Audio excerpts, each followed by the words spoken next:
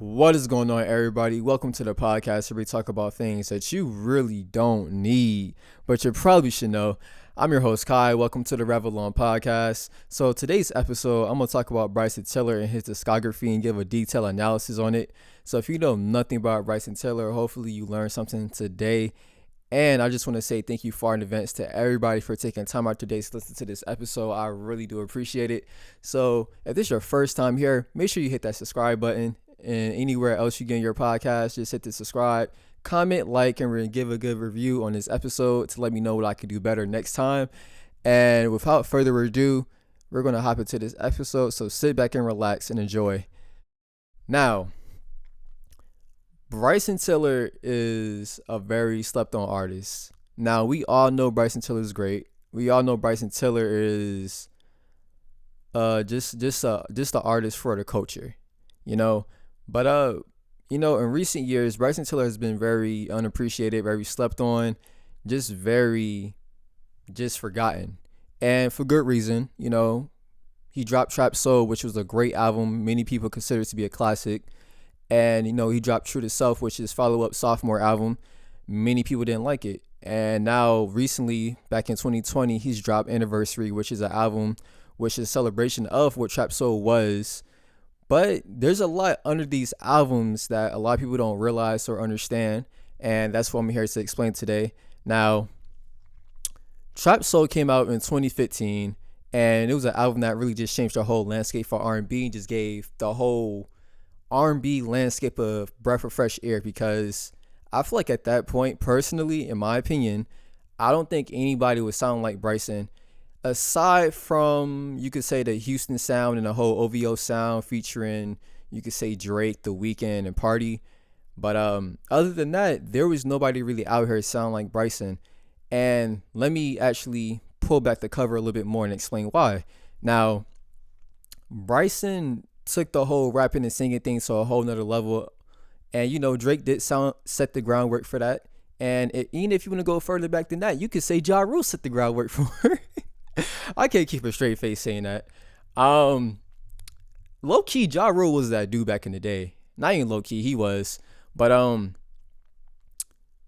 yeah, Bryson really was the dude to really take it to new levels as far as the whole rapping and singing aspect of R&B and just being able to implement the whole hence trap soul feeling into the R&B realm. Now, the thing is, it feels like for Bryson, he just made it so seamless and effortless as far as being able to have the ability to rap and sing at the same time and having his vocals just really come across and just give a good feeling, you would say. But it was also aggressive as well. So you can say he mixed the angelic side and a more aggressive side of what R&B can offer, and people don't really think of R&B as being something that could be aggressive. Now, I think that what Bryson did so great on Trap Soul is that he was able to deliver certain messages and tell certain stories in his music, and not just in Trap Soul, also in True to Self and Anniversary, as I'm gonna keep talking. You see Bryson being able to establish that R&B isn't just sappy and being sad and being in your feelings all the time. You're able to tell stories. Yes, you're able to tell stories. That's what R&B is. You're able to tell love stories and tell different stories and aspects of a lot of things. But I do believe Bryson's penmanship, he's able to tell stories in such a very digestible way where it's like, all right, you can understand what he's saying without it feeling too drawn out or feeling underwhelming. So let's talk about Bryson Tiller's debut album, Trapsoul, that came out in 2015. Now, this album had two themes to it.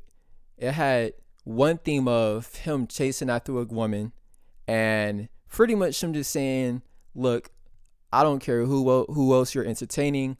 I'm the only guy for you. I'm in a constant pursuit of you. This is what it's going to be. We're going to be together, right? The other theme is his actual come up and all the accolades and accomplishments that he's gaining due to Trapsoul. Now, let's talk about the actual songs in the album. The first song in the album is called Difference, and it's opened up with Bryson saying that With me, everything would be different if you take a chance on me.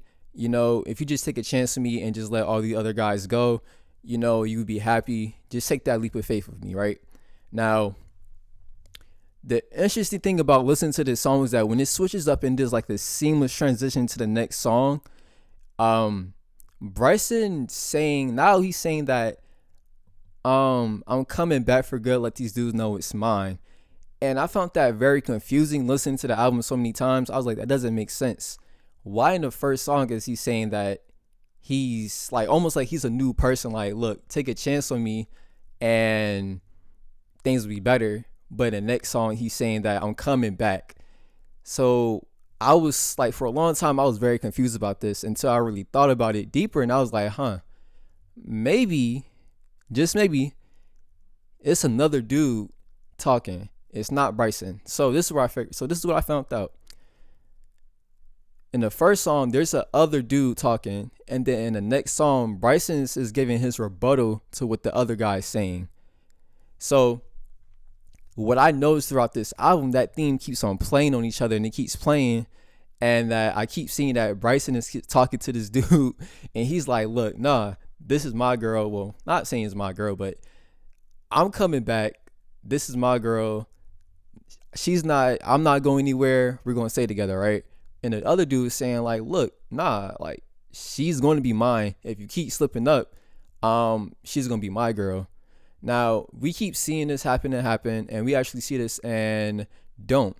Now I feel like the thing about Don't, even though it's such an iconic song and people are trying to catch the Don't part and never catching it, the thing about that song was that it was confusing. That song itself was confusing because I was like, okay, I don't understand what's going on here. Now, in that song, Bryson's not the one singing that song, or he's not talking from his perspective. The other dude is talking. He's pretty much saying in that song, he's pretty much saying, yo, like, you need to you're Bryson, you're not stepping up to the plate. You're not showing up, you're undeserving. I'm about to step up, I'm about to take your girl. As simple as that. And that's how it's playing out in the whole song. And I feel like it was some parts throughout the song that Bryson has some type of message or some type of rebuttal to what he's saying. But overall, the other dude is just stating his claims and just making statements and just saying, look, I'm that guy. I'm finna take your girl. As simple as that. Now, I think the follow-up song to Don't was The Sequence. Now, in that song, Bryson is pretty much saying, pretty much like I messed up so many times and I'm just trying to get back what's mine. And, just to give those songs, just to give like examples of those songs alone, you really start to see the whole aspect of the other dude and Bryson trying to go after this one girl. You just see it play out throughout the album. Now, to talk about the other aspect of the album when Bryson's talking about his accomplishments and the whole, just everything that he's gaining during this Trapsoul era, or the come up of the Trapsoul era. You see it in songs like 502 Come Up, 10, 9, 14, Sorry Not Sorry, right? Now, even Rambo, you see in all these different songs that you hear Bryson, just like any other artist that's like just coming up and trying to like insert themselves into the game. You hear the aggressiveness, the hunger in his voice, and that alone what makes Trapsoul such a great album. Because I'm not taking it back. It makes it a great album because he's able to be very courageous with his words and just be able to again tell him, not spread his message, but be able to talk and deliver the message on the beat aggressively, and then switch it up and be able to sing at the same time and give you that that feeling of like, okay, this is smooth, but he's being aggressive with it. So like it's such a cool thing that Bryson was able to do that on that album. But just in the album alone with those songs, he just talked about him coming in the game, being a new guy, just reflect on where he was and where he's at now and not what. Now, as far as like the love aspect of the album, It doesn't really makes it clear as to whether or not he ends up with the girl, but it is a playing back and forth from the whole situation as I explained before. Now let's talk about True to Self. True to Self is the album that a lot of people slept on and did not like at all. They really wanted to be Trap Soul 2, and it's like, well, it's not Trap Soul 2. It's a whole different album with its own different feeling, with its own different theme. And the themes in this album is completely different from what it was in the first album, and it's almost the opposite. Now, as I keep explaining, you will understand why that is. Now, this album has two themes to it. In this album, you see Bryson becoming more. He's becoming a more. What's the word I'm looking for? He's in a darker place now. He's not as decisive as he was in the first album. He's very indecisive. He's very unsure of himself, and a lot of things right now are just he's questioning a lot of things that's going on. Now, the thing is about this album is that you see him questioning his love life. You see him questioning the music industry and all the accolades he has gained now post Trap Soul, and that's what this album is.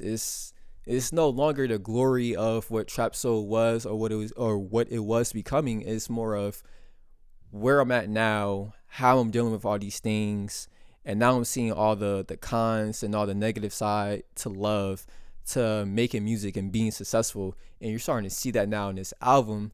And even if you look at the album cover itself, you see it reflects the overall tone of the album and what the messages he's trying to get across. Now, with Bryson in this album, it's kind of funny because in the first song of the album, he's in the car and he's driving to the girl saying, "Look, let's figure things out." He got the SWV sample playing at the beginning. He's in the car and you hear the rain and he's driving. He's saying, "Look, we gotta figure things out. We just gotta figure these things out and it'll be okay, right?" Now, follow up in the next song, you won't believe what's going on. He's now Bryson. The song is titled "No Longer Friends," right? In this song, Bryson is no longer the dude that's trying to get back his girl. He is the other dude that's trying to mess with somebody else's girl. That's the weird. It's not weird. It's actually interesting that he started off the album that way. He's messing around with somebody else's girl, and pretty much what he's saying is like, "Yo, I'm not trying to take your girl, but situation is playing out, and hey, she's feeling me, I'm feeling her.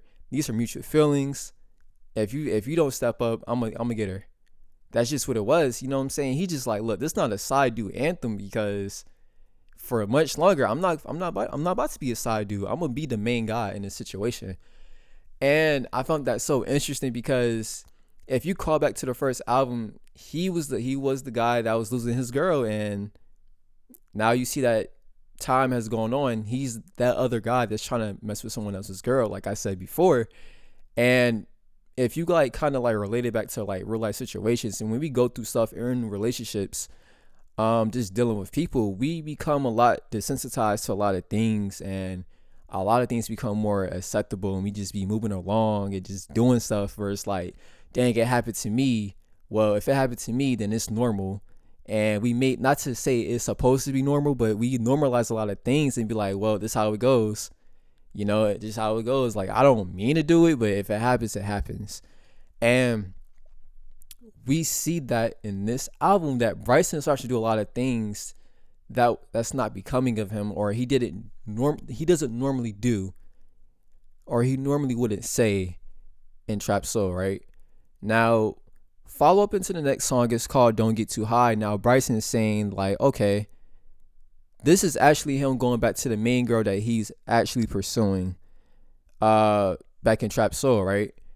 He's saying that look, you don't need all the drugs and alcohol and all these other things to get enjoyment out of life. Like, I should be the one to hold you down. I should be your muse. Is that the right word? Well, I should just be the one that should fulfill you and you should find joy with, right? And he makes a lot of clear messages in this song saying like, yo, I can do you like I do these other women, but I don't want to because you're the one I want at the end of the day. And throughout the album, you keep seeing him going back and forth within himself, where he's like, all right, I want you, but you're very hot and cold. I'm not sure if this is really going to work out because, you just out here doing what you want to do, but, you're not showing me any love. So, well, what am I supposed to do? And that's why you see him out here messing around with these other girls and just doing all this stuff. And it's like, well, what can you do in that situation? What can you really do? Should you wait around for someone, or should you just go out and explore your options and see what happens? Right now, this is a theme that keeps playing on and on throughout the album, where you see Bryson, he's messing with all these other girls, and he's kind of messing with their heads, and just he'll vibe with them, like, just like, how you just vibe with someone and you just vibe with them very well, and y'all get along and y'all chill, y'all do X, Y, and Z together. But at the end of the day, you're not the person I actually want to be with. You're not the person that I actually want to just settle down with and be with for the rest of my life, or and just have a relationship with, and it's almost like being a prisoner of the situation and being a prisoner of past emotions that you have for someone else. And you tend to compare that person that you used to be with, or the person that you're trying to be with this new person that you're chilling with, right?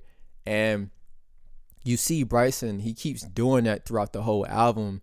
And it's even one part of the album where it's an interlude where the girl's calling his phone up, like, Bryson, like, what's going on? Like, what did I do wrong? Like, how can I make it better? Like, what's the issue? Like, we could just talk about it and figure it out. And even another song, I think in, what's it called? We Both Know, he's even saying, like, look, like, I can only be alone with you, never on the road with you. Like, we could chill, we could kick it, but this is not a for sure thing. Like, you're not my girl. Like, we just here to do our thing, and that's it. And it's such a dynamic switch up that he's like, in the first album, he's really like, yo, I'm only about one girl. I was trying to get back with this one girl. I'm trying to keep it solid. And now he's like, look, I'm unsure if this relationship stuff is going to work out with her. So I'm going to go out here and explore my other options. But I really want her. I really want this to work out.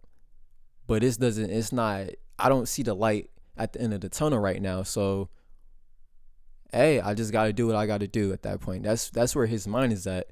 Now, the whole music industry aspect and the whole him questioning himself as an artist, it really shines through in this album, because even though at the time of him making the album, he even came out in an interview and said he was unsure of himself and he wasn't sure if he could actually put out a feature. I think it was a Drake album. I forgot which one it was, but he was supposed to have a Drake feature. Well, not a Drake feature. He was supposed to be a feature on one of Drake's albums, and he just didn't feel like he was good enough or that mindset to really put out a solid feature and give the fans what they wanted, what they wanted to hear. Now, Bryson actually got to a point where in his mind, he just became so unsure, and he just questioned a lot of things, like, was it really worth it to get where I'm at right now, as far as where my quality of my relationship with the woman I actually want to be with? Is it worth it to really be here right now and deal with all the things I dealt with in the music industry, and just deal with all these fake people and all these people that's going to do me dirty? And he even reassures himself in saying, look, I'm doing all this for my daughter and for her to live well and have a good life. And he goes through a lot of situations and talks about it and just says, like, this is, like, it isn't it. Like, I can't keep doing this, but I'm going to figure it out at the end of the day. I'm going to figure it out and I'm going to be okay. And he still has that positive mindset in the light, in a way, to just be like, everything's going to be okay. So he tackles that for a little bit, but doesn't go too deep into it. And he even goes deeper into the relationship that he even has with the woman that he's pursuing, and that's hot and cold with him. He even goes deeper into the relationship he had and just spoke on how she held him down when nobody else was, and just that she was just the person that was so ride or die. She was out here with him day in and day out. And when you have people like that, you want to keep them around. But when I think the whole aspect of him becoming famous and gaining all these accolades, she probably had a different mindset where it's like, I don't want to be in the limelight. I don't want to live this fast life. And it was kind of like a branch off. And I feel like, even with, actually, when I think about it, if you seen the what music video that just came out last year, was it what what music video that came out last year? It wasn't sorry not no not sorry not sorry. If I could remember, I could tell y'all. Pretty much, it's a music video he dropped that was for Trapsoul. I forgot what it was called, but he dropped it, and it pretty much gave more context to what everything that was going on in Trapsoul, and more context to everything that's going on in True to Self as well. And it showed that she wasn't on that tip as Bryson, where she could follow up along with him and be like, look, I'm gonna follow you and do this whole music thing. Like, she tried, but it's only so far she could go with him. And that's one of the things that he's questioning. Is it really worth it to be where I'm at right now? And as the album starts to wrap itself up, Bryson starts to actually come to terms a little bit more, and acknowledge, like, I don't think this is going to work out. We can keep trying, but it's not for sure. It's not for sure. And even to end off the album, I feel like he gets some type of closure where he's saying now that, I still love you. I still have all this love for you, but we're gonna have to just let this go and let it be what it is. And that's gonna be the end of the story.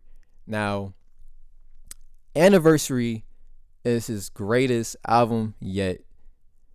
And here's why. Just off the theme of him ending off this whole trilogy. I don't know if it's a trilogy, but just for him ending off the last two albums and finding closure. That's what this album is about. It's him finding closure and his love life, and this whole aspect of him being in the music industry, and him making music, and him just being confident within himself and being an artist. We see all things tie up, and just him just become a more complete person, a better person, a more focused person, and he's off questioning himself and doubting himself as an artist, because as he states, like, within the first song, like, he's saying, and I guess the little person that's speaking at the beginning of the song, like, years go by, and you question yourself. You not gonna want to do this anymore. You're gonna be like, nah, I don't know if I can really do it. But then he gets out of, you see that he comes out of that, and he's gotten to a point now where he's like, all right, I'm here, I'm back, and I'm better. And you see that he's very, very confident in himself as an artist. And you see that even in the songs that's talking about love and relationships, you see that he's now at the point to where he's saying, like, look, I'm going to leave this situation alone before it even gets dire. I'm going to have that self-respect to leave the situation alone and not be a prisoner of the situation anymore, and just be like, all right, this is holding me back. I'm going to let it go. Or I got these bad emotions and feelings about this girl or the relationship that we have. It's time for me to let this go. And that's showing that he's really matured. It's showing that Bryson has really gotten to the point to where he's able to he was able to process everything that's happened within Trapsoul and True to Self, and just be able to, like, reflect on it and be like, all right, this is how I'm gonna move forward. This is what I'm gonna do better. And that's what you love to see. Now, I said Anniversary was a great album, but actually I think True to Self was his greatest album. Trapsoul's the classic, but True to Self to me was his greatest album, just from a lyrical standpoint, from the theme, from just the overall relatability of what that album gave, just the overall content that it gave. And it's a very replayable, re-listenable album. I believe so. Like, I can listen back to that album so many times and find new stuff in it that I didn't hear before. And that's the beauty of listening to music, or just taking in art. You always get a new perspective on things. You always hear new stuff that you didn't hear before or see before, and you able to connect it with other new things. Most of the time in a very unorthodox way, but that's just, like I said, that's just the beauty of it, man. But I think that's all I really gotta say. Thank you for everybody for tuning in and listening to this episode. I really do appreciate it. You know, if you want me to do like a detail analysis of Bryson Tiller's discography in very much detail, I will be more than happy to do that. Again, thank you so much. I know it was kind of a struggle listening to this. I'm still trying to get this podcast thing underway and become very professional, because I'm an amateur right now. So forgive me for all my stutters, all my tangents, all my losing track of thought. Just thank you for just kicking it with me and just riding it out with me, man. I really do appreciate it. If you listen to this, I hope you're having a great day, having a good night. Yeah, thank you for tuning in. I'll catch y'all in the next one.